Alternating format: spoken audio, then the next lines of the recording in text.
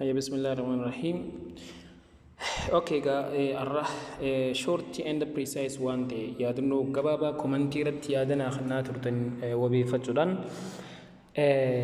waan fuuldura keessanitti bu'uura isiniif ta'e qormaata hatta warroonni qoramanii jiran yookiin kan hin fatanamii yoo jiraateef illee kan gargaaruu danda'an haa ta'u ammoo general knowledge jedhamu barnoota kuufa waa'ee beekumsaa barnootichaa kuufachuudhaaf warra especially kutaa torbaa kan kutaa 8 amata seenu taaniif video akkaan gargaartu jechuudha kan inni nama waraabee isin dhiyeesse kuni keessa select godheeti sirriitti hordofaan isin jaa hedduu isin gargaara waan ta'eef maal jedha saayinsii waliigalaa kutaa torbaffaa boqonnaa 4 irraa hin kaasee beekamaa dhagaa akka kanaan dura isiniif ibsee video guutuu isaa isiniif gallakkisaa ture yeroo adda addaatti haa ta'u kun ammoo wanni adda isa taasisu maali videochi waraabbiin kuni bifa xiraatii qabuun jechuun short and precise waan ta'e short and precise yeroon jedhu yaadannoo bifa namaa galuun bifa gabaabaa ta'een waan barreeffamedha jechuudha karaa gabaabaadhaan qabachuudhaaf sirriitti isin gargaara jechuu kiyya. Fakkeenya waa'ee seelii akka bu'uura lubbu qabeeyyiitti jedha boqonnaan 4 kuni seeliin bu'uura lubbu qabeeyyiitiif murteessaadha yookiin wantoonni lubbu qabeeyyiin uumamuudhaaf jalqaba seeliitti uumame. Kanaaf seeliin akka maalitti ilaalama akka bu'uura yookiin wantoota lubbu qabeeyyiitiif kan akkasitti ilaalama waan ta'eef jechuudha. Cell is the fundamental parts of a living things jenini. Seeliin wantoota lubbu qabeeyyiidhaaf fundamentally it is a basic jenini yookiin bu'uura jechuudha. Dura seelii uumama waan ta'eef. Kanaaf waan seelii jedhamu kana saayintistoonni yeroo hedduu baayoloojistoonni jechuudha. Lubbu qabeeyyii keessatti bu'uura waan ta'e kana maaliin adda baasu? Ijaan kan adda baasuu hin dandeenye waan jiruuf jecha maaliin adda baasu meeshaa maalitti gargaaramaa turan kan jedhu yoo laa dubbannu maayikirooskoopiidha jechuudha. Meeshaa maayikirooskoopii jedhamtu kana jechuudha. Maayikiroo yeroo jennu ibsa duraanii keessatti isin kaayatin jira. Maayikiroo jechuun wanti xiqqoo yoo ta'u iskoopii jechuun mul'isee agarsiisudha. So jechi maayikiroo jedhu akkuma kunoo viidiyoo wanta mata duricha kanarraa hubachuu dandeenyutti maal jedha jechi maayikirooskooppii jedhu jedha jechoota giriikii lama irraa dhufe yoo ta'u maayikiroos akkasuma iskoopiidha jedha. Maayikiroos jechuun xiqqoo smallest part paartii baay'ee xiqqoo taate jechuudha yoo taatu iskoopiin ammoo jechuun immoo ilaaluu yoo ta'u maayikirooskooppiin akka waliigalaatti meeshaa optikaalaa leensii yookiin leensota qabu ta'ee maayikirooskooppiin meeshaa optikaalaa kan leensii qabu leensii ijaa waan jaamu jira ijarratti hundaa'ee waan hojjetame jechuudha waan agarsiistu jechuudha. Leensota kan qabu ta'ee wantoota xixiqqoo ija qullaa yookiin ija qofaan mul'achuu hin dandeenye akka inni guddatee mul'achuu danda'u kan taasisu jechuudha. Kuni maal jedhama? Just maayikirooskooppii jennaanii turre jechuudha. Akkasuma waa'ee kalaqamuu maayikirooskooppii kanaa wajjin wal qabsiisee keemistoota hedduutu ture garuu jeneraalii yeroo jalqabaatiif namoota lamaa ture bara 1665tti akka lakkoofsa Habashaa akka biyya keenyaatti jechuudha. Namni lammii biyya Ingiliis ta'e Roobert Hooke namni jedhamu maayikirooskooppii ofiisaa tolcheen solloqqee mukaa yommuu daawwatu maayikirooskooppii ofii tolchee yeroo laalu kutaalee xixiqqoo hedduu tokko arge jechuudha. Solloqqee mukaa tana gisee laalu kutaaleen xixiqqoon hedduun kunis seelii jechuudha moggaasiniinis kutaalee xixiqqoo kana gisee kan solloqqee mukaa tana gisee laalu hedduu arge kunilleen seeliidha jedhee moggaase jechuudha. Jechi seelii jedhu kun yeroo kana booda hojiirra ooluu eegale jechuudha. Yeroo Roobert Hookiin waa'ee muka kanaa irratti qorannoo yeroo gaggeessurraa jechi seelii jedhamu kun hojiirra ooluu eegale jechuudha. Itti aane yeroo muraasa booda gara waggaa 8 booda jechuudha. Bara 1673tti akka lakkoofsa biyya keenyaa yookiin lakkoofsa Habashaatti immoo namni lammii biyya Holland ta'e tokko Antonie van Leeuwenhoek maayikirooskooppii Roobert Hooke jedhamu caala kan fooyya'aa ta'e tokko hojjetee as ba'e jechuudha. Innis seelii biqiltootaa, seelii sanyii kormaa kan namaatis ta'e kan wantoota lubbu qabeeyyii hedduu ittiin qorate irra fooyya'aa kan ta'e jechuudha as ba'e jechuudha. Kana booda saayinsii waa'ee maayikirooskooppii jedhamu kuni as ba'e ibsamuu yookiin qoratamuu eegale jechuudha. So faayidaan maayikirooskooppii eegasii as saayinsii kanarraa yeroo fudhatamu maal ta'e waa lama ta'e. Tokko guddisee mul'isuu wantootaati. Wantoota guddisee mul'isuudha inni duraati. Inni itti aanu immoo waan guddatee mul'ate san adda baasee agarsiisudha jechuudha. Fakkeenya seelonni waan qaban qabanii seeliin biqiltoota seeliin bineeldota caasaalee hedduu qaba.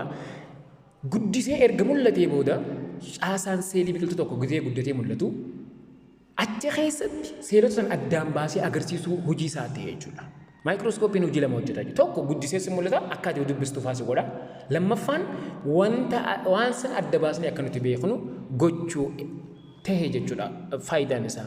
Kana booda faayidaa isaa kana booda erga dubbannee booda maayikirooskoopiin kun iddoo lamatti qoodamee jechuudha. Maayikirooskooppii salphaa fi maayikirooskooppii koompaawundii jedhamee iddoo lamatti saayintistoonni baayoloojistoonni ispeeshaalii bakka lamatti qoodan. Maayikirooskooppii salphaa, maayikirooskooppii koompaawundii. Maayikirooskooppii kana maaltu adda isaan godhe? Maaltu differensheetiin isaan gidduu jiru maali? Tokko leensii ilaaltuu irra dhaabbateeti bakka socho'uu fi socho'uu dhabuu isaa hundaa'eeti. Fakkeenya maayikirooskooppii salphaan bakka raafutee bakka sochoosuu ni dandeessa. Fakkeenya maayikirooskooppii salphaa kunis leensii harkaa jedhama. Leensii tokko yookiin inninis ilaaltuu tokko qaba. Leensii tokko qaba. Leensii harkaa fakkeenya maayikirooskooppii salphaati. Akkasuma guddisee hamma dhugaa wantoota san si'a meeqa guddisee mul'isa? Isa dhugaa irraa jechuudha. Si'a 10 ol guddisee mul'isa.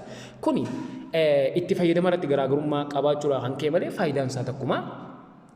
Maayikirooskooppii kan koompaawundii kan jennuun kun immoo bakka fuunee bakka yeroo hedduu hin deddeemnuun iddoo qorannaa faadhaaf waa qorannaa gaggeessuudhaaf qo'annoo fi qorannoo wantoota lubbu qabeeyyii ta'an irra yeroo gaggeessuudhaaf deemnuun kan nuti itti fayyadamnu maayikirooskooppii koompaawundii osoo hin taane maayikirooskooppii leensaa salphaa kan jedhamu kana jechuudha.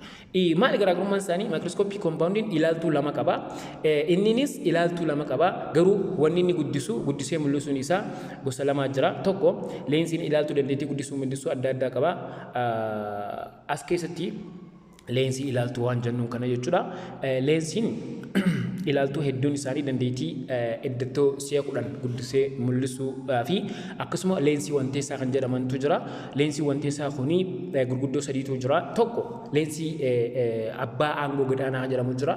Abbaa aangoo jiddu galeessaa, abbaa aangoo ol aanaa akka jennu ni jira. Bakka kanatti akkuma arginu jechuudha iddoo kanatti.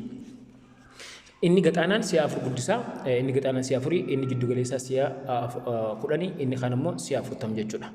Inni zayitiidhaan cuubame wantoonni zayitiidhaan cuubnee achi keessa keenyee gaafa leensii maayikirooskooppii koompaawundii kana yeroo ilaallu si'a 100 guddatee kan mul'atudha. Kanaaf adda kanatti waan kanaatu adda namaa bee mul'ata jechuudha. Leensii wanteessaa waan jedhamu gurguddaa 4 akka kanatti adda baasnee beekuu ni dandeenya. Tokko si'a 4 guddisuudha gaxaanaadha suni. Inni tokko jiddu galeessaa si'a 10 guddisaa, inni tokko olaanaadha si'a 40 guddisa. Innummaan kun zayitii keessa yoo cuubame si'a 100 guddisuusaa asirraa hubachuu dandeenya jechuudha. Akkasuma waa'ee qaamolee maayikirooskooppii koompaawundii kan jedhamu egaa hedduu jira. Suni qaamolee maayikirooskooppiidha. Leensii ilaaltuu kan jedhamutu jira. Fakkeenya asitti jechuudha leensii ilaaltuu akkasuma leensii naanneessituu wanteessaa ibsa isaatii wajjin fuulduratti kaayatan jiraani. Leensii wanteessaa akkasuma qabannoo waan jedhamu jira, waltajjii waan jedhamu jira, qabduu slaayidiidha, murteessoo ifaa, fulleessa ifaa, short and precise. As duratti ibsi isaa kaa'amee jira. Isa kana adda addatti yoo dubbistan jechuudha. Kuni kana akkasuma qindeessituu fakkaattii sirrii, qindeessituu fakkaattii golallisaa, ejjennoo kun hundi qaamota maayikirooskooppii hojii adda addaa hojjechuudhaaf faayidaa garaagaraa nuu kennan jechuudha.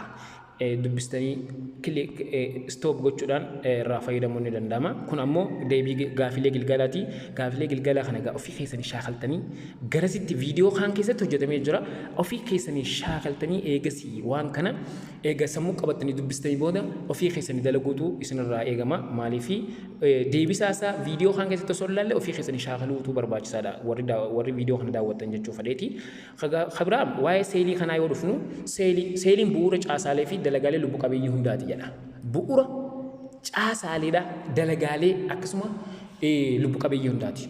Caasaan seeliidha fakkeenyaaf saayitoopilaazimii waan jedhamu jira, maayimbireeni seelii waan jedhamu jira, niikulasii kan jedhamu jira. As keessatti gaa vaakiyuulii waan jedhamu jira. Vaakiyuumii wantoota hedduu jira. Dalagaa adda addaa qaba. dalagaalee seelota garaagaraa sanii fi caasaa isii maal akka fakkaattu caasaan seelii biqiltoota maal akka fakkaatu kan bineeldota maal akka fakkaatu seelotaatu nu haa asittis kunoo adda addatti isinii kaayitin jira. Orgaanizimoonni gosa lamaa jira. Orgaanizimoota seel qeenxee fi seel hedduudha. Kanneen seelii gosa takka irraa ijaaraman orgaanizimoota seel qeenxee jennaani. Kan seelota garaagaraa akka namaa kunfaan akka bineeldotaa bineensotaa kunfaan seelii garaagaraa irraa ijaaramanii kunniin orgaanizimoota seel qeenxee jennaani. Biqiltoonni seel hedduu irraa ijaaraman orgaanizimoota seel hedduu jedhamanii waan ta'aniif orgaanizimoota seel qeenxee hin jedhaman jechuudha. Hammaanillee garaagarummaa ni qaban gaa orgaanizimoonni hedduun hammaan garaagarummaa ni qaba. Kanneen gurguddaa ta'ee jira, kan xixiqqaa ta'ee jira.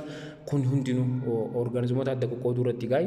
Kabiraa caasaalee seeliitiif dalagaa isaanii jira. Caasaalee seelii keessatti seelonni caasaalee garaagaraa qaba gaa jedheetiin jira as keessatti jechuudha. Kilik irratti gochuudhaan istoop gootanii waan kana yoo dubbistan hedduu takka murteessaa caasaalee seelii biqiltootaa fi bineeldotaa kunoo asitti. Membrane seelii, saayitoopilaazimii, niikulasii. Fakkeenya membrane seelii yoo inni sochii wantoota gara keessaa fi gara alaatti raawwatamu to'ataa jedha. Look akkanatti adda babaasee jedha. Faayidaa membrane seelii jechuudha. Sochii maal onni to'atu? Sochii wantoota kan gara keessaatti taasifamu. Alaa gara keessaatti jechuudha. Keessaa gara alaatti kan taasifamu kan to'atu membrane seelii jenna. Caasaaleen hundi ni qaban waan kana. Caasaaleen seelii hundi ni qabani. Saayitoopilaazimii yoo jennuun qaama caasaa seelii dhangala'oo ta'e orgaaneelota hedduu yookiin seelota hedduu kan of keessatti qabee jiru jechuudha. Hammatee of keessa jiru saayitoopilaazimii jedhama. Kabiraa niikulasiidha. Niikulasiin wirtuu yookiin seenterii isaa caasaa seelii dalagaa waliigala kan seelota keessatti raawwatamu kan to'atudha. Kilooropilaastiifaa janii jira, vaakiyuulii jira, cicha seelii jira. Fakkeenyaaf kilooroppilaastii yoo jennee orgaaneelee seelii biqiltootaa keessatti argamu ta'ee halluu magariisa kilooroofilii jedhamu of keessaa kan qabuu fi iddoo footoseenteensisiin keessatti adeemsifamu jedha. Bakka footoseenteensisiin keessatti adeemsifamutu maal jedhama? Kilooroppilaastii jennaan jedha. Vaakiyuulii gosa hedduu jira. Vaakiyuulii xiqqaa jira, vaakiyuulii guddaa jira. Kunniin caasaalee seelii orgaanoota bishaanii fi wantoota xuraawaa ta'an kuusuudhaaf gargaara jechuudha. Maal kuusa? Storage waste product waste waan silaagatamus ta'e ayoonota bishaanota albuudota garaagaraa of keessatti kan qabatu jechuudha. Vaakiyuulii jedhama jechuudha. Gartee kabiraa cicha seelii jennaani cichaan seelii caasaa lubbuu hin qabnee fi ala meembireenii seeliitti aanee kan argamu jechuudha. Meembireenii seeliitti aanee kan argamu cicha seelii jedhama. Caasaa lubbuu hin qabneedha. Maaliif gargaara? Balaa qaamota seelii orgaaneelota saayitoopilaazimii kana keessatti argaman irraa balaa ittisuudhaaf kan gargaarudha jechuudha. Dalagaan isaas caasaalee seelii irraa balaa ittisuu fi boca murtaawaa akka isaan qabaataniif kan gargaaru jedha. Maayitookondiriyaa waan jedhamu jira. Akkasuma raayibozoomii akkasuma reetikulami indopilaazmaa just dubbistanii irraa hubachuun ni danda'ama. Maayitookondoriyaan orgaaneelii gubamni soorataa keessatti gaggeeffamuu fi anniisaan seeliitti oomishamudha jira. Anniisaan seelii kan seelonni maddisiisuudhaan orgaanizimiin tokko akka guddatu taasisu. Akka isaan guddatan, akka isaan socho'an, akka enerjii gallakkisan humna waan jedhamu san jechuudha. Qaamni waan kana kuusee fi akka inni dhangala'u akka inni gallakkifamu godhu maayitookondiriyaadha jechuudha. Raayibozoomii fa'aa jennee jira orgaaneelii seelii pirootiinii. Fakkeenyaaf pirootiiniin dhangaalee nyaataa gosa hedduu baaqelaa, kuduraa fi muduraa adda addaa irraa waan argamu jira. Pirootiin waan jedhamu pirootiinii kana kuusuudhaaf, pirootiinii kana oomishuudhaaf, irraa oomishuu biqiltoota irraa oomishuudhaaf caasaan gargaaru seelii kana. Reetikulami indopilaazmaa waan jedhamu jira. Orgaaneelota seelii pirootiinii gaggeessuudhaaf illee seelii pirootiinii geejjibuudhaaf qaama keessa geejjibuudhaaf faayidaa guddaa kennuudha. Kabiraa orgaaneelota seelii isaanii irratti hundaa'uudhaan bakka lamatti qoodama. Isaanis pirookaayirootaa fi iikaayiroota jedha. Pirookaayironni egaa orgaanizimoonni isaanii egaa biqiltootaa fi pirookaayironni jechuudha. Fakkeenyaaf baakteeriyaa fi saaphoo cuquliisa magariisa fakkeenya pirookaayirootaati. Iikaayiroota kan jedhamantu jira. Iikaayiroonis akkasumatti orgaanizimoota niikulasii fi orgaaneelii meembireenaan marfamu kan argamu akkasuma biqiltootaa fi bineeldota faangasoota kana keessatti kan argamanidha jira. Kabiraa waa'ee seelii biqiltootaa, waa'ee seelii bineeldotaa garaagarummaa isaan jidduu jiru. Seeliin biqiltootaa eenyu faadha? Seeliin bineeldotaa eenyu faadha? Waan jedhu bakka kanatti shoortii yoo qixasirii istoop irra gootanii yoo dubbistan hedduu takka adda baafachuun ni danda'ama. Seelii bakki kun fatana irratti bizuu gizee yimaxaal ስለሆነ bifa sirrii ta'een dubbistanii identify gochuun isinirra jiraataan isin jira. Waa'ee wal fakkeenya seelota kanneen illee والفكينيا من جيرينيا والفكينيا سيلي داوجي يو والبرق أبومس أستي أكهنا تكاي جرا خبرة واي حما في بوج سيليتي سيلوني حما غراغرو ماني كبني بوج أنا اللي غراغرو ماني كبني سيلي دي غديما سيلي هنكا كونما سيلي أميبا سيلي غوتشي مولولو سيلوني هندي باين نساني تس غراغرا هم ساني يجول هم سان غراغرا بوج أنا اللي غراغرو ماني كبني جتوبا كان أنا غرسيسو خبرة أورغانيزوم تسيلكين تخنين سيلي تكو كفر رأي جارمن jechuudha seelii gosta qofarraa ijaaraman isaan kuni akkasuma maaltu jira ijaan akka hin mul'anne faadha orgaanizimoonni kun ija keenya mul'achuu hin dandeenyu kan akkam faadha yoo jenne orgaanizimoota akka saabappuu kan ijaan hin mul'anne ni jiru kan akka baakteeriyaadha saabappuuwwan adda addaa faangasoota muraasa pirootozoaa kunniin fakkeenya orgaanizimoota seel qeenxee kan seelii gosta qofarraa ijaaraman jechuudha orgaanizimoonni seel hedduunis kanneen seelii hedduurraa ijaaraman hedduu jira fakkeenya nafa keenya keessatti seelota hedduu jira seelota akka seelota dhiigaa seelota dhiiga diimaa seelota dhiiga adii seelota maashaa seelota narvii seelota lafee fi kanneen kana fakkaatan orgaanizimoota seel hedduu jedhamanii qaama keenya baa'uu karra ijaaraman keessaa isa tokko ta'uudha justice irratti kilik gootanii dubbistanii eeruu yookiin yaada qabdan naa kaa'uu ni dandeessu seelonni hungaa gosa gosa jira seelota dhiigaa yeroo jennu seelii gosa sadii jira seelii dhiiga diimaa seelii dhiiga adii seelii dhiiga bilaa tileetota kennuun jira seelota maashaa yeroo jennu seeliin maashaa injichaa jedhamuun jira maashaa saffaa jira maashaa onnee jira gosoota maashaaleeti jechuudha seelonni narviitis narviiwwan gaa seelota qabanii seelota narvii kan dhaamsa geessanii fi dhaamsa deebistuu dhaamsa gamteessituu kan jedhaman hedduu jira seelota lafee jira lafeen kunis lafeewwan seelota lafee yeroo jennu gosa hedduu jira seelota maashaa fakkeenyaaf maashaa saffaa faadhaa wajji maashaa injichaa faadhaa wajji walitti kan hidhata qabu jechuudha seelota lafee kan jedhaman gaa ni jiru lafeera balaa ittisuudhaaf akka morgaatti kan ittisan dhuka lafee keessaallee kan eegan akka inni oomishamu kan taasisan hedduu jira jechuudha seelonni kanaaf fakkeenya seelota hedduu hungaa fakkeenya biqiltoota fudhachuu ni dandeenya asitti biqiltoota fudhachuu dandeenya qurxummiilee allaattiiwwan anfiibiyaanota jechuun orgaanizimoota lafarraas jiraachuu danda'an bishaan keessaas jiraachuu kan danda'an iddoo lama jechuudha biidoolee bishaanoo keessa biidoolee lafaa'oo yeroo jennu kan lafarra jiraatu biidoolee bishaanoo jechuun bakka jireenya bineeldota bishaan keessa jiraatan jechuudha warreen bishaan keessa jiraatanidha anfiibiyaanota jechuun kan bakka lameenuu jiraachuu danda'u haa ta'u garuu anfiibiyaanonni irra hedduun isaanii bakki isaan jiraatan eessa bishaan keessaa jechuudha bakka lameenuu jiraachuu ni danda'an irra hedduminaan bishaan keessa jiraatu reeptaayiloota kan jedhaman jiru the same half amala wal fakkaataadha qabanii lafarraas ni jiraatan bishaanirraas ni jiraatan irra hedduminaan garuu lafarra jiraatu reeptaayiloota kennu jechuudha kun hundinuu orgaanizimoota seel hedduu jalatti kan ramadaman jechuudha qabiraa waa'ee seeliidha waa'ee tishuu waa'ee qaamaa fi sirna qaamaati akkuma beekamu orgaanizimii yookiin bineeldota biqiltootaa fi bineensota wanta bineeldotaa fi bineensonni wanni jennu kuni beeyladoota mana galuu fi bineensonnis ta'e jechuudha orgaanizimiin guutuun ta'e tokko dura bu'uurri isaa maal jennee turre seeliidha jennee turre seeliidha uumama durehi seelii booda qaama uumama qaama booda sirnaawota qaamaati bakka kanatti seelitti aanee kan jiru tishuudha tishuun ni dagatame seelitti aanee tishuudha tishutti aanee immoo qaamatti aanee sirna qaamaatti aanee immoo orgaanizimiidha jechuudha orgaanizimiin seelii hedduu irraa kan ijaarame ta'uu asirraa ni hubannaa jechuudha. Dalagaan seelii maali dhiiroo? Seelonni maashaa maali dalagaan isaanii? Seelonni dhiigaa maali dalagaan isaanii? Yoo jennu seelonni maashaa sochii qaamaatiif gargaara. San qofaa miti sochii nyaataa nyaanni qaama keenya keessa akka geejjibamu dhiigni qaama keenya keessa akka geejjibamu sochiin qaama namaa lafeen olii gad jettee akka deemtu sii galaami. Seelonni dhiigaa ta'u dhiiga diimaan oksijiinii nyaata qaama keenya keessa geejjibuudha.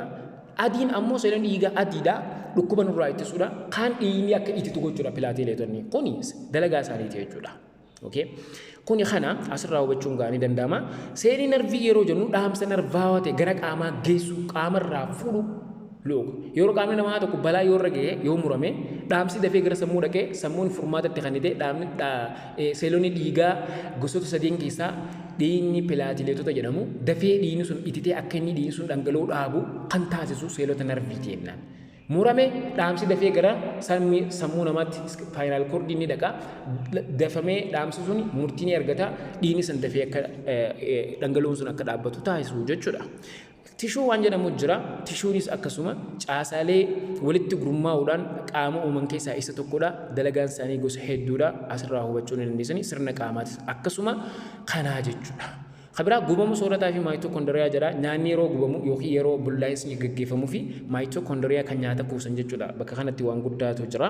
Seelonni dalagaa isaanii raawwachuudhaaf anniisaa isaan barbaachisa. Humna isaan barbaachisaa. Seelonni hojii tokko hojjechuudhaaf humna argachuudha qaban. Yoo enerjiin hin jiraanne hojii nyaata san bulleessanii hojiitti hiikuu hin danda'an jechuudha. Humna isaan barbaachisa. Gubamni soorataa adeemsa seelii keessatti wal nyaatinsi keemikaalaa gaggeeffamuun nyaata irraa yookiin anniisaa ATP jedhamu oomishuuti. Kuni maal jedhama? Gubama soorataati kan nuti jennuuni jechuudha. Adeemsi gubama soorataa tokko seelotaa keessatti waan gaggeeffamuuf jecha hargansuu seelii keessaa jedhamuudhaan beekama jechuudha. Adeemsi gubama soorataa kuni hargansuu seelii keessaa. Hargansuu jechuun dhimma jabaa waan ta'e lubbu qabeeyyii kamiifuu beekama. Sirni hargansuudha. Hargansuun seelii keessaa hin jiru taanaan nyaanni gubamni soorataa hin gaggeeffamu taanaan seelonni sun ni du'aa jechuudha. Kanaaf nyaanni akka bullaa'uuf nyaanni gubamni soorataa akka gaggeeffamuuf kan taasisu waa'ee seeliiti enerjii ATP waan jennu anniisaa kana jechuudha. Adeemsi gubama soorataa bakka lamatti qoodama. Innis gubama soorataa oksijiinii malee gaggeeffamu. Anaerobic respiration jedhama Ingiliffaa wanta yeroo haaskuleetti baratamu. Anaerobic respiration gubama soorata oksijiinii malee gaggeeffamu kan oksijiinii osoo hin fayyadamin gaggeeffamuu fi gubama soorata oksijiiniidhaan gaggeeffamu jira. Aerobic respiration jechuudha. Asi garaagarummaa isaa ibsee jira. Gubama soorata oksijiiniidhaan oksijiinii malee gaggeeffamu yeroo jennu fakkeenya wal nyaatisaa kana gulukoosiin nyaata yeroonii fi daajestii yeroo ta'u gulukoosiin asiidii laaktikii jedhamu keessatti yeroonii fi bullaawwalii wajjin jechuudha. Wanni nu kan numu maaltu jira? Anniisaa yookiin ATP humna enerjii namni ittiin deemu jechuudha. Kan seelonni ittiin hojjetan kanaatu irraa argama jechuudha. Gubama soorataa oksijiinii malee biqiltootaa fi raacitii fa'aa keessatti raacitii fi biqiltoota fa'aa keessatti jechuudha. Kan oksijiinii maleedha jechuudha. Gulukoosii ittaanoolii pilaas gulukoosii fi ittaanoolii pilaas kaarboon daayoksaayiidii wal nyaatee anniisaa nu kenna. Bifa kana jechuudha. C6H12O6 inni jalqabaa kuni gulukoosiidha. C2H5OH tun ammoo ittaanooliidha. Walii wajjin ta'uudhaan kaarboon daayoksaayiidii wajjin wal nyaatee wanni nu kennu 2ATP. 2ATP enerjii yookiin anniisaa oksijiinii malee uumamu jechuudha. Keessattuu maali? Biqiltoota keessatti jechuudha. Biqiltoota akka raacitii fa'aa keessatti jechuudha. Gubama soorata oksijiiniidhaan gaggeeffamu yoo jennu immoo gulukoosiin react with oksijiinii kaarboon daayoksaayiidii ta'uu kanaatu asitti uumama. Waan kana jechuudha. Wal nyaatinsi keemikaalaa kan oksijiiniidhaan gaggeeffamu kun asitti nu jira. Kana jechuudha. Maaltu argama? Wantoonni kun sadeen gulukoosii, kaarboon daayoksaayiidii kun wal nyaatee ATP yookiin enerjii jedhamu kuni asitti enerjii yookiin anniisaa kan jenneetti nuti itti fayyadamnu kun asitti uumamaa jechuudha. Wal nyaatinsi keemikaalaa oksijiiniidhaan gaggeeffamuu fi kan oksijiinii malee gaggeeffamu kana adda baafachuun hedduu takka barbaachisaadha jechuudha. Kabiraa footosynthesis chloroplast jedha. Footosynthesis jechuun adeemsuma. Bakka adeemsi nyaanni ittiin bullaa'u footosynthesis kan jedhamu yommuu ta'u, chloroplast jechuun wanta caasaa seelii chloroplastiin kun jechuudha. Caasaa seelii ho'i aduudhaa gara baalaatti akka seenuuf gargaaru jechuudha. Bakka iddoo kanatti illee hubannoo hedduu takka tu jira waa'ee sila footosynthesisidha jechuudha wajji wal qabsiiseeti. Kabiraa maaltu jira? Inni biraa jechuudha. Adeemsa chloroplast jechuun maali? Anniisaa keemikaalaa, anniisaa ifa aduu gara anniisaa keemikaalaa jijjiiramu chloroplast maali waan jedhamu asitti booldi godhee adda isinii baasee jira. Dubbisuun isin qaba. Dubbistanii react gootanii sirriitti jechuudha. Irraa hubachuutu isinirraa eegama gamummaanuu jechuudha. Kabiraa waa'ee maayitookondiriyaati. Maayitookondiriyaa maali kan jedhu seelota biqiltootaa fi bineeldotaa keessattis argamuu isaati. Seelii keessatti bakka sooranni oksijiiniin itti guutamu. Soorannii fi oksijiiniin illee itti guutamu ta'uusaa, halluu maleessa ta'uusaa, oksijiinii kan fayyadamu ta'uusaa, bakka gubamni soorataa itti gaggeeffamus ta'uusaa maayitookondiriyaa sirraa hubachuun ni dandeenya. Iddoo kaarboon daayoksaayiidii fi bishaan itti wal nyaatee gulukoosii illee itti nuuf uumuu itti nuuf nyaanni gulukoosii jedhamu itti qophaa'ulleen maayitookondiriyaa kana keessa ta'uu gamanumaan qabachuu dandeessanii. Kilooroppilaastii waan jedhamu sammuu keenya keessatti yeroo dhageenyu tokko seelota biqiltootaa keessatti kan argamuu fi halluu magariisa kan qabudha. Footosentensiin akka gaggeeffamuudhaaf bakki footosentensiin itti gaggeeffamuusidha. Halluu magariisa kan qabudha. Oksijiinii kan gadi lakkisuudha. Bakka ifni aduu jirutti bishaanii fi kaarboon daayoksayidii fayyadamuudhaan footosentensiin eega gaggeeffamee booda ri'aaktiin eega gaggeeffamee booda gulukoosii fi oksijiiniin kan keessatti qophaa'u kilooropilaastiidhaan ta'uu isaa asirraa just asirraa understand gochuu ni dandeenya jechuudha. Yoo kilik irra gootanii qixa sirriitti qalbii takka yoo kan laalamu ta'e jechuudha. Inni biraa gaafilee madaallii Gilgala Furtuqaa 2 kan jedhu sirnuu kaa'ee jira. You can read it dubbisuun ni danda'ama. Sadarkaalee gurmaa'ina baayoloojikaalawaa xiqqaa irraa gara guddaatti jiran kunillee yeroo hedduu fatanaa irratti ni gaggeeffama. Sadarkaaleen kunniinis kamii seelii fi tishuu walitti aanee qaamaa fi sirna qaamaa fi orgaanizimii kan ta'u kana jechuudha. Ispeeshaalii isa biyya kana jechuudha. Seelii, tishuu, qaama, sirna qaamaa fi orgaanizimii kan jennu kanaatu taha. Kaanis ni dubbifama. Kunigaa khabiraa Gilgala boqonnaa 4 jira. Gilgala boqonnaa 4 isa xumuraa jechuudha. Dubbistanii deebisaa isaa eega shaakaltanii eega daleeydanii booda kitaaba wajjin wal bira qabdanii sammuu keessan madaaluutu isinirraa eegamaan isin jira. Kanaas gaafilee armaan gadii dubbisiitii qubee sirrii ta'e filadhu jira. Ani hin hojjedhu isintu hojjechuu qaba. Viidiyoo kan keessatti dalagamee jira. Waan kana irra deddeebine hin hojjennu isin irrattiif madaaluudhaatu isinirraa eegama. Ispeeshaalii warri kutaa 8tiif qophii gootan jechuudha. Viidiyoon kun hedduu takka kan isin fayyadudha. Shorti nootiin kun dhugaa dubbachuudhaaf kan sirri dubbista yoo ta'e yoo sirri kan dubbistan ta'e fuuldura keessaniif hedduu takka furmaati isin ta'a. Qixa sirriitti itti laffaaneeti yoo irraa fayyadaman jechuudha gaa barattoota keenya. Dhugaa dubbachuuf wanni kun laaftutti himta kan godhame kanaaf itti xiyyeeffannaatti kan ittiin godhuu qabdanii. Boqonnaan 5 waa'ee lubbu qabeeyyii fi heddumina isaaniiti. Amaloota lubbu qabeeyyii wajjin wal qabatee amalli lubbu qabeeyyii akkamii amalli lubbu maleeyyii akkamii waan jedhu jira. Asitti waan gabaabaan kaa'ee jiran. Amaloota lubbu qabeeyyii wajjin qabsee tokko soorata sooratuu, harganuu, wal horuu, guddachuu isaanii, usaansa yookiin meetaboolizimii gaggeessuu, meetaboolizimii xuraawaa of keessaa baasuu, sagalee birratuu akkasumas socho'uu amaloota lubbu qabeeyyiiti. Amalli lubbu maleeyyii amala akkamii? Hin sooratan isaan. Soorata hin sooratanii akka jarri kaan harganutti hin arganan qilleensa hin baafatanii waliis hin horanii hin guddatan bakka takka ta'anii meetaboolizimii hin gaggeessan xuraawaan isaan of keessaa baasan hin jiru. Akkasuma hin birratan yookiin sagalee hin qabanii hin socho'anii jechuudha. Maal fudhachuu dandeenya?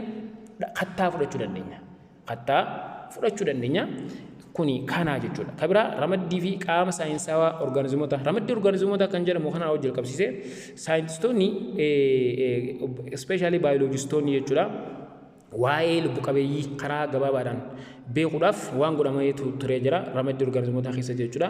Mala lubbu qabeeyyii maloota waliin qaban irratti hundaa'uudhaan kanneen amala wal fakkaata amaloota isaa waliin qaban irratti hundaa'uun kanneen wal fakkaatan walitti gurmeessuun ramaddii lubbu qabeeyyii jedhamu. Akkaataa isaa wal fakkaatan akkaataa amalli isaaniitti wal fakkaatu ramaduun ramaddii lubbu qabeeyyii jedhama. As keessatti dameen baayoloojii waan kana godhuu maali? Dameen baayoloojii waa'ee ramaddii lubbu qabeeyyii qo'atu taaksonoomii kan jedhamudha jechuudha. Taaksonoomii jechuudha. Barbaachisummaan ramaddii lubbu qabeeyyii kunis ramaddii lubbu qabeeyyii faayidaa hedduu qaba. Tokko orgaanizimoonni wal fakkaatan bakka tokkotti gurmeessuudhaan waa'ee isaanii gadi fageenya qo'achuudhaaf. Orgaanizimoota wal fakkaatan bakka tokko qabanii waa'ee amala isaanii qixa sirriitiin hubachuudhaaf. Maqaan orgaanizimoota naannoo tokko naannoo biraa irraa adda waan ta'eef maqaa orgaanizimoota saayintistoonni addunyaa itti walii galan tokko moggaasuudhaaf garee gareedhaan ramaduun faayidaa guddaa kan qabu ta'ee argamee jira. Orgaanizimoota addaan baasanii beekuudhaaf illee ramaddiin orgaanizimoota bu'aa guddaa kan qabaatoo fi qo'annoo fi qorannoo orgaanizimoota sababbuu fi kanneen kana fakkaatan illee haala salphaatiin irratti adeemsisuuf ramaddii lubbu qabeeyyii hedduu takka bu'aa kan buusedha jechuudha. Maqaa saayinsawaa orgaanizimoota wajji wal qabsiisee maqaan saayinsawaa as gaditti nuu kaa'amee jira. Sanyiin namaa kamiyyuu gurraachaas ta'ee adiinis arabaa fi akkasuma ajamaas ta'ee hundummaanuu jechuudha. Namni maqaa tokko waamamee jira. Homo sapien. Gosti saree adda addaa hundi saree wanni jedhamu kamiyyuu kaanis faamilararsii. Kaanis faamii laarisii waan jedhamuuf kennameefii jira. Gosa saree hunda jechuudha. Gosti biqiltuu maangoo jedhamtus mangii feera indikaa waan jedhamu kennameefii jira. Boqqolloonis ziyaa meeyisii waan jedhamu jira. Inni baaqelaan gosa baaqelaa hundi kan iddoo adda addaa biyyoota kana alamaa kana keessa faca'ee jiru jechuudha. Gosti baaqelaa hundinuu feesoo halasii ulgaarisii waan jedhamutu kennameefii jira. Waddeessi gosti biqiltuu waddeessaa koordiyaa of afrikaanaa waan jedhamu kennameefii jira jechuudha. Kuni maqaa saayinsaawaa jedhaman yeroo hedduu waan kana adda baafachuun sammuutti irra deddeebitanii qabattanii akkanatti fatana irratti waan argamuu danda'uuf qabachuu qabdanii ani bifa isiniif galuu danda'uun jedheetiin isinii barreessee irra caalatti isin hubachuudhaaf carraa qaba. Sadarkaalee ramaddii orgaanizimootaa wajjin qabsiisee sadarkaalee ramaddii orgaanizimootaa kunoo akkasi kaame kana jechuudha. Mootummaa waan jedhamu jira, murna waan jedhamu jira, gita, ordarii, warra, qaccee, leencaa fi fakkeenya qeeransee yoo fudhanne hanga qacceetti jechuudha. Mootummaa, murna, gita, ordarii, warra, qaccee kan jedhaman. Kun hundi dubbistee irraa hubachuudhaaf carraa bal'aa qabda. An kana hundi isiniif hin dubbisu viidiyoo kan keessatti dabaran isinii hojjedheetiin jira. Akkasuma maqaa moggaasa naannoo maqaa saayinsaawaa moggaasa naannoo maqaa saayinsaawaa wajjin wal qabatus kanas dubbistan. Inni biraa waa'ee gilgaala kanaallee gilgaala 5 tuqaa takka gaafilee madaalliidha jechuudha. Kanas dubbistanii hojjettanii irrattiif madaaluutu isinirraa barbaachisa. Gabiraa gaafilee armaan gadii ibsa gabaabaa kenni jedha inni gootanii waa'ee mootummaa lubbu qabeeyyii kan jedhamu jira. Sirni ramaddii abbaa mootummaa 5 kunis yeroo ammaa jechuudha yeroo ammaa hojiirra oolee jira. Isaanis mootummaa bineeldotaa kan jedhaman bineeldota waan jedhamu hunda kan of jalaa qabu jechuudha. Mootummaa biqiltootaa gosa biqiltuu hunda waan of jalaa qabu. Mootummaa faangasotaa gosa faangasii waan jedhamu kan garaagaraa hunda of jalaa qaba. Mootummaa pirootestaa mootummaan pirootestaa orgaanizimoota biqiltoota wantoota lubbu qabeeyyii seelqentee ta'anidha. Mootummaa mooneeraa kan jedhaman kun hundi ramaddii wantoota lubbu qabeeyyiiti. Adda addatti isinii kaa'amee jira ni dubbistan jechuudha. Mootummaa bineeldotaa jalatti jechuudha garee gurguddoo lama jiraachuu kanneen lafee qabeeyyii kanneen lafee maleeyyii ta'an jechuudha. Asitti isiniif ibsamee jira. Lafee maleeyyiis jechuudha lafee qabeeyyii lafee maleeyyii immoo ilbiisota fakkeenya bineeldota lafee maleeyyii keessaa tokko ta'ee baay'inaanis aalama kanarratti sadarkaa tokkoffaarratti kan argamu jechuudha. Waan akka silmii jira, waan akka billaachaa, tiitisaa, injiraan, cilaalluu, bookee buusaa, raammolee, ispoon bakka wantoonni hedduun kanneen lafee maleeyyii ta'an qiyaazan qabanii kana kabiraa waa'ee ilbiisotaati. Nafti ilbiisotaa bakka meeqatti qoodama jedha. Isaanis bakka eenyufaadha kan jedhu bakka 3tti qoodamuu isaatii fi wantoota isaan sanarratti argaman asitti briefly isin kaa'amee jira. Fakkeenya mataa jira, qoomaa jira, garaa jira. Kuni asirroo maal fa'aa jira waan jedhu fuuldura kaa'eetiin jira. Mataarra fakkeenyaaf afaantu jira, anteenaa jira, ijaa jira. Qooma yennu fakkeenya miilli ni jira. Akkasuma kochoo wanni jedhamu baallee isin qaban qoomarraahi. Garaa waan jedhamurraa ammas qaamni wal hormaataa jiraachuu qaamni ispaayirakilii jedhamu kan qilleensa ittiin harganan gara keessatti fudhatuuf gara alaatti ittiin baasan jiraachuu isaati. Amaloota beekamoo ilbiisota asitti amaloota beekamoo ilbiisota kan jedhamanis bakka kana ni jiru. Tokko tokkoon dubbisuun ni danda'ama. Bineeldota lafee qabeeyyii kan jedhamanis ni jiru. Kanneen lafee qabeeyyii ta'an fakkeenya gita qurxummiilee wajjin qabsiisee gosti qurxummii hedduu jira lafee ni qabani. Amfiibiyaanota, reeptaayiloota, allaattiiwwanii fi hoosiftoota kan jedhamu jira. Waa'ee qurxummii ilaalchisee asitti amaloota beekamoo qurxummiilee asitti kaa'ameeti jira. Qurxummiin amala akkamii qabdi? Amalli qurxummiilee akkamii kan jedhu jechuudha. Bifa isinitti toluun, bifa isinii mul'atuun kaa'amee jira. Isin dubbisuudhaa qabdanii. Ektootarmoota yookiin pooyikilootarmoota waan jedhamu jira. Gita amfiibiyaanotaatti yeroo dabarrus kunoo amfiibiyaanonni amala akkam akka qaban amaloota gurguddoo fi fakkeenya beekamoo amfiibiyaanota tarreessa kan jedhu as jalatti bifa briefly ta'een nu kaa'ee jira. Alli nafa naachaa maali? Afni nafa raachaa maali? Gogaa mucaataa jiidhina qabu qabaachuu, luka fuuldura gabaabaa cimaa ta'e qabaachuu, luka duubaa dheeraa saaxanawaa addaan harkifatee utaalchaaf kan isa gargaaru jechuudha. Mataa irraa afaanii fi funyaan qabaachuun ijallee qabaachuun maali? Kun amala qaama ala nafa raachaati. Gita reeptaayiloota jalatti haganaan isinii kaa'ee reeptaayiloota reefu jennisan kanneen lafarra hedduminaan jiraatan garuu bishaan keessa jiraachuu kan danda'an jechuudha. Akkasuma gita allaattiiwwanii wantoota barariiwwachuu bararu shimbirroos ta'ee wanti barar hundi allattiiwwan jedhamanii amala isaanis ta'e asitti isinii kaayatiin jira. Akkasuma waa'ee kan balali'uu hin dandeenye balali'uu kanneen hin dandeenye eenyufaadha waan akka guchii peengiyoonii kunniin kan naannoo bishaanii fa'aa jiraattu jechuudha. Allattiiwwan jala kan ramadaman ta'anii balali'uu hin danda'an isaanii kabiraa waa'ee hoosiftootaati wantoota orgaanizimoota lubbu qabeeyyii hoosiftoota ta'an kan ilmoo jiraa dhalan jechuudha. Ilmoo jiraa eegasii immoo kan hoosisan jechuudha. Xannachoota aannan maddisiisu waan qabaniif jecha ilmoo isaanii ni hoosisu hoosisuudhaan guddisu jechuudha. Asirraa ni hubanna kuni waa'ee hoosiftootaati jechuudha. Akkasuma gilgaalota asitti nu haame kanas just read dubbistanii eegasii maal gochuu dandeessu dubbistanii daleeydanii gaafii itti if madaaluudha qabdan jechuudha. Gaaficha kana jechuudha itti if madaaluu isinirraa eegama dubbisuudhaan jechuudha. Dubbistanii irraa itti if madaaluudha. Inni biraa waa'ee mootummaa biqiltootaa jala yoo dhufnu mootummaa biqiltootaa kana keessatti biqiltoota sanyii maleeyyii fi kanneen sanyii qabantu jira. Sanyii maleeyyii kanneen kan akkam faadha kan akka moosii biiroo faayitoota waan jedhamu jira. Bakka kana waan tokko kan osoo hin hubanne bira darbuun hin danda'amne biiroo faayitoota kan jennuun jechuudha. Akkasuma moosii kan jedhamutu jira. Teeridoo faayitoota kan jennuun jira. Biqiltoota sanyii maleeyyii kan jedhaman kana keessatti jechuudha. Moosii biqiltoota biiroo faayitoota as jiran kana jechuudha. Biiroo faayitoota teeridoo faayitoota kan jedhaman jechuudha. Amalli isaanii asitti bifa salphaa ta'een isiniif ibsamee jira. Yeroo meeqa irra deddeebi'ee hin ibsu. Qaama kaaroolee keessaa inni sirriitti mul'atu hami kan jedhu baaladha.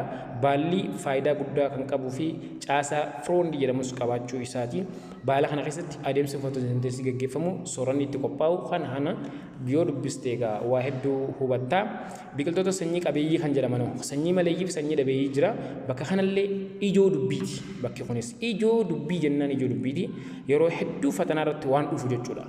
Biqiltoonni sanyii isaan qaban irratti hundaa'uudhaan bakka lamatti bakka gurguddoo lamatti qoodama. Biqiltoonni sanyii qabeeyyii biqiltoota sanyii qaban ta'anii bakka gurguddoo lamatti qoodamanidha. Isaanis biqiltoota jiiminospermoota fi angiospermoota kan jennuun jechuudha.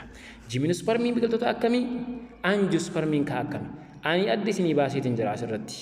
Jiiminospermii angiospermii waan jedhamu jechuudha. Adda baaseetiin jira. Kanneen sanyii golgamaa qabanii fi sanyii golgamaa hin qabne. Kan sanyiin isaanii golgamee jiru. Fakkeenyaaf firii keessatti jechuudha. Haguugamee kan jiru fi kan firii keessatti haguugamee hin jirredha. As keessatti jechuudha. Kanaaf bakka kanatti wanni isin hubattan kanuma.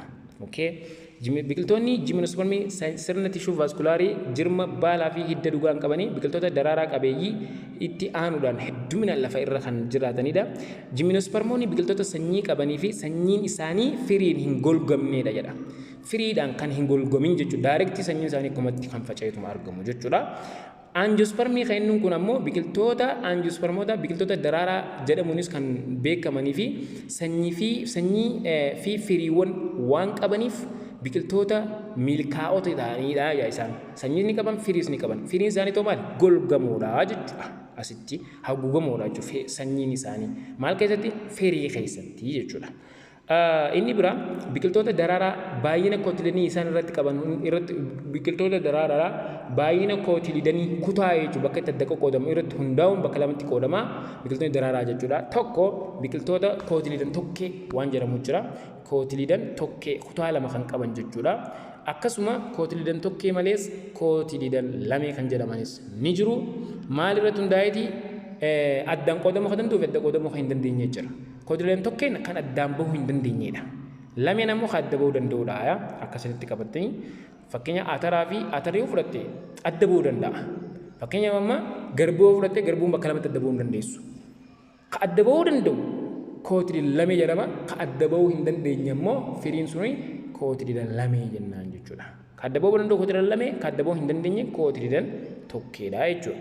Kanaas gilgaalachaas ni dubbistanii. Akkasuma waa'ee jiiminospermii ilaalchisee kamtu sirriidha jedha asirratti gaafiidha. Dubbisaa deebisaa harkadhaan isiniin jira. Mootummaa faangasootaa waan jedha waan faangasoota jala jiru hunda jechuudha. As jalatti gaa bifa ibsa hedduudhaan isinii haameeti jira. Mootummaa faangasootaa kan jedhamanii gosa kanneen seelii hedduus ni jiru kan seel qeenxees ni jiru. dubbisuun gaa isin qaba.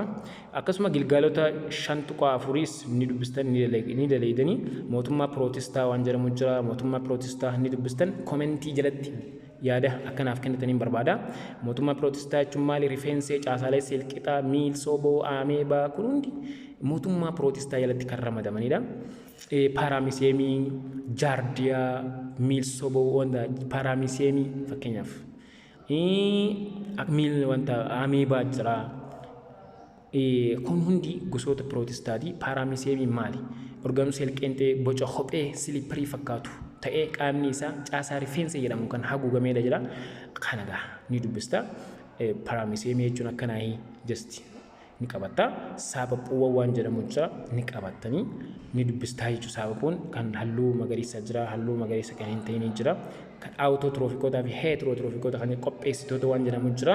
Saaphapuun kuni autotroofikoota jechuun kan soorata mataa isaanii qopheeffachuu danda'an, heterotroofikoonni kan soorata mataa isaanii qopheeffachuu hin dandeenye fi qopheessitoonni nyaata qopheeffachuu kan danda'an jechuudha. Akkasuma gilgaalota jira. Gilgaala 5.5 jechuudha. Kanas akkasitti adda addatti dubbisuun ni danda'ama. Mootummaa mooneeraa waan jedhamu jira. Kanas mootummaa mooneeraa kana jalatti maaltu jira? Orgaanizimoota seelqeenxee ta'anii niikulasii fi orgaanolee isaanii meembireen hin haguugamnee fi mootummaa mooneeraa jalatti kan ramadaman pirookaayirota jedhamanii waamamu. Seeliin isaanii cicha seeliin kan haguugame yommuu ta'u, orgaanizimoota mootummaa kana jalatti ramadaman kan akka baakteeriyaa fi saaphapuuti. Baakteeriyaa fi saaphapuun orgaanizimoota maalii jedhama yoo jenne salphatti hubachuu ni dandeenya. Kanaa jechuudha. Akkasuma maal jechuu dandeenya? Orgaanizimoota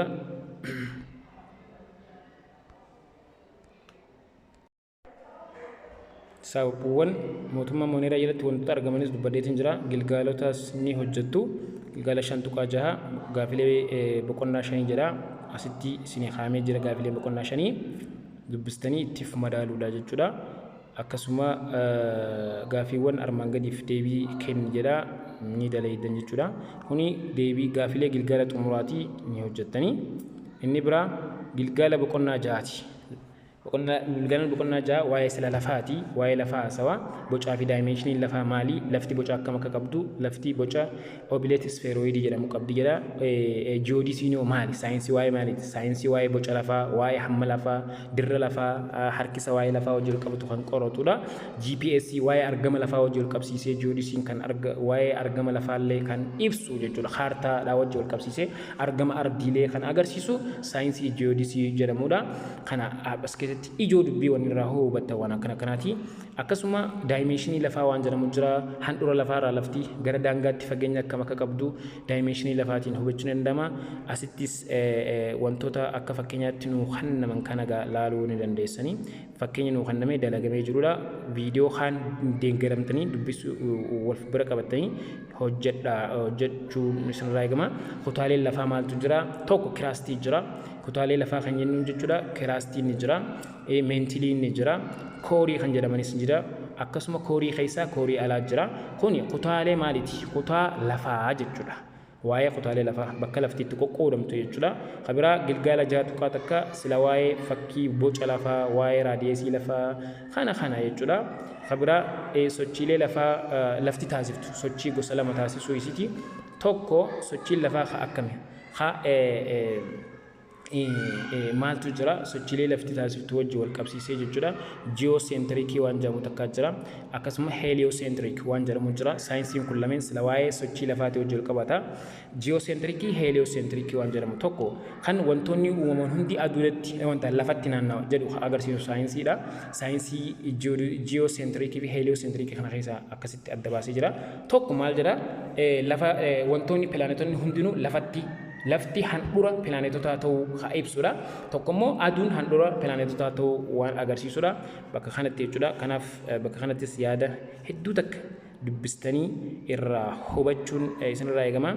Jechoota ijoo kan akkasitti kanatti waa'ee lafti sochii lama taasisuudhaa wajjin wal qabsiisee siiqee ofirra martuudhaaf kan aduutti naannoftu wajjin wal qabsiisee ani haayee jechuudha. Dubbisaadhaan isiniin jaa. Soolestisii maalii?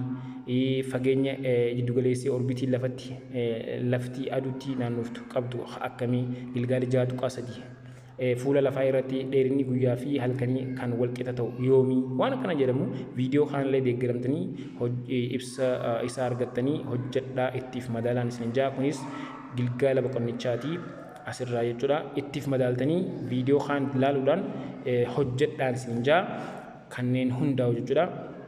Inni biraa gilgaala yookiin boqonnaa torba sila waa'ee sochii, waa'ee humnaa, waa'ee anniisaa, waa'ee maddoota anniisaa, hiika sochii maali? Hiika sochii jechuun maali? Adeemsi wanti tokko bakka tokko gara fageenya murtaa'e tokko yeroo murtaa'ee tokko keessatti sadhata yookiin birqaba wanta biraatiin wal bira qabuudhaan ibsamu sochii jedhama.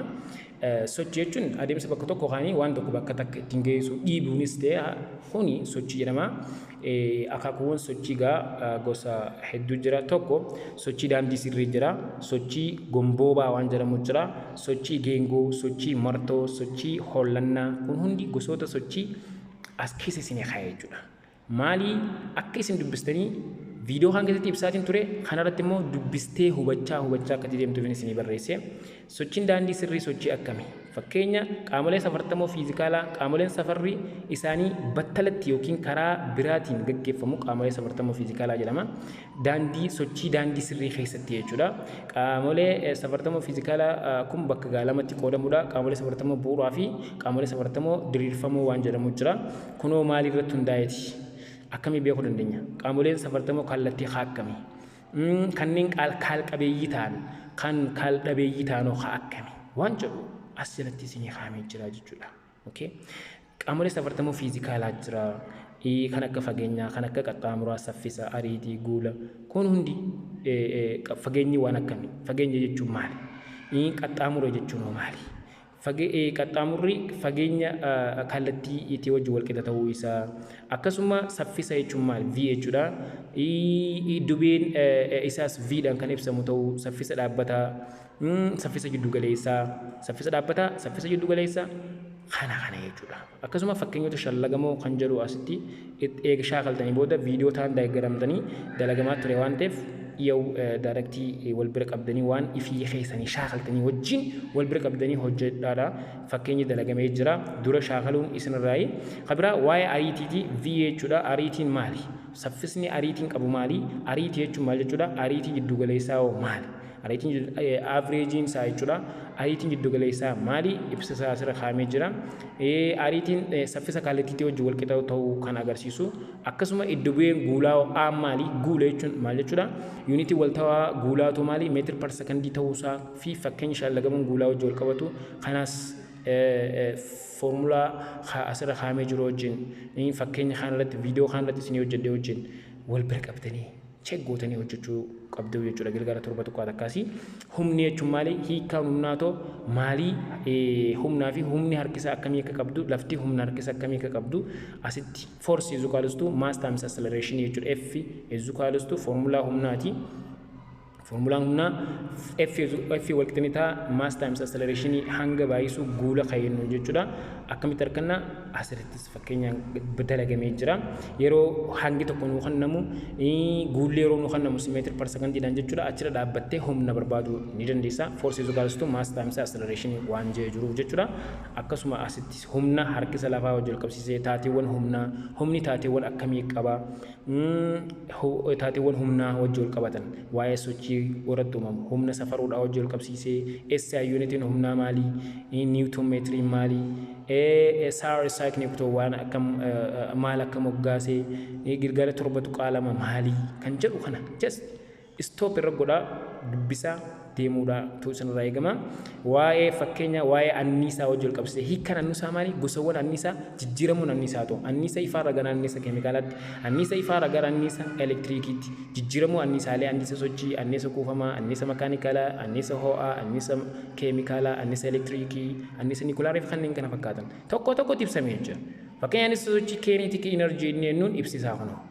Anniisaa kuufamaa yoo jennu asitti kaa'amee jira. Anniisaan ho'aa akkamii? Kana jechuudha. Gaafin torba yookiin Gilgaala torba tuqaa lama sila waa'ee anniisaalee kanaa wajjin wal qabatti maddoota anniisaa. Maddoonni anniisaa gaa uumamaan kan argamu jira, kan uumamaan hin argamne jira, namtolchee jechuudha. Anniisaa haaromfamuunii fi kan haaromfamuu hin dandeenye fa'aa jira. Kan yeroo itti fayyadamnu dhumatu, kan yeroo itti fayyadamnu dhumatu fi kan hin dhumanne jira. Kan dhumatu kan haaromfamuu hin dandeenye jennaan kayrootti fayyadamnu hin dhumanne ammoo kan haaromfamuu danda'u anniisaalee gosa lama jira anniisaa haaromfamuu danda'uu fi kan hin dandeenye jennee jechuudha.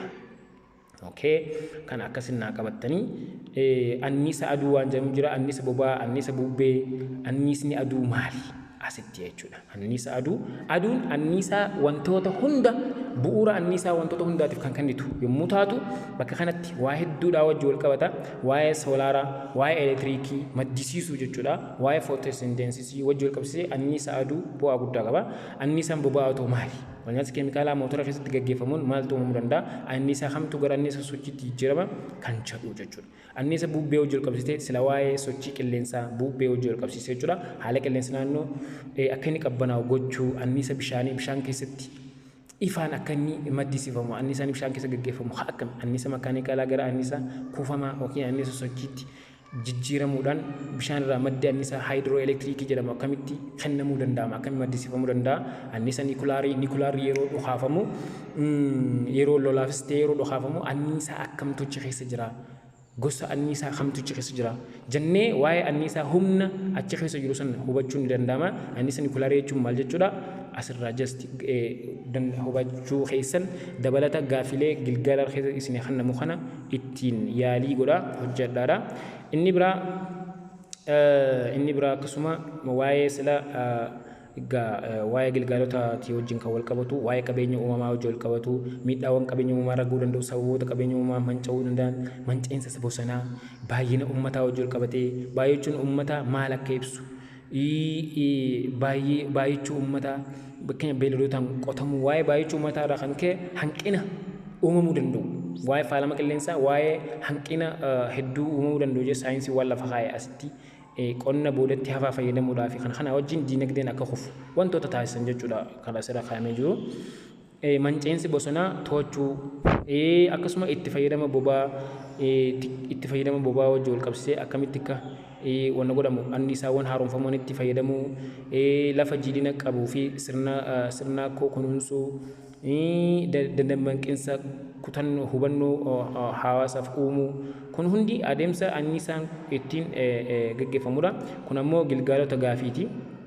Gilgaalota gaafii kana egaa hojjedhaadha gilgaala boqonnaatii viidiyoo kana sollaallee isa kana irratti dura shaakalaadhaan isin jaa eegasii viidiyoo kan wajjin deeggaramuu dandeessanii ni xixiqqaataa iddoo mul'atu haa ta'u garuu kilik yoo irra gootan istoop yoo hangootan ta'e dubbistan isin fayyada isin shaakalsiisa fuulduratti akka isin hubannoo barnootichaa cimsattanii yoogaa qormaaticha dalaguufis fuuldura barnoota keessanii hubannoo daran akka isin cimsu waan taasisuuf jechuudha. Itti dura viidiyoo kana sollaalle kana irratti shaakalsiisuudhaan isin dhaama. Gaafiileen kun hundi gaasanii hojii ol qabata. Arraaf asirratti isin dhaama. Saayinsii waliigalaa kutaa torbaffaa yaadannoo gabaabaa boqonnaa 4 hanga boqonnaa 6 torbaffaadha. Kanaan kun isiniif xumuramee jira. Hordoftoonni keenya hedduu takka galatoomaa naaf jiraadha. Miseensa YouTube kana waliin ta'anis taha akka namoonni biroollee seenanii fayyadaman taasisaan isinin jaa dhaamsa obbolummaati kan isiniif dhaamu. Komentii yoo jiraate yaadni yoo jiraate please komentii jalatti naa barreessaa. Hordoftoonni kiyya hundinuu bakka jirtanitti nageenyi gammachuun akkasuma fuulduratti milkaa'inni keessan isiniif haa jiraatu isiniif hin hawwa. Kanaaf haga viidiyoo birootii walitti deebinutti nagaan naaf tura dhaamsa kiyya jecha. Assalaamu alaikum wa rahmatullahi wa barakaatuh.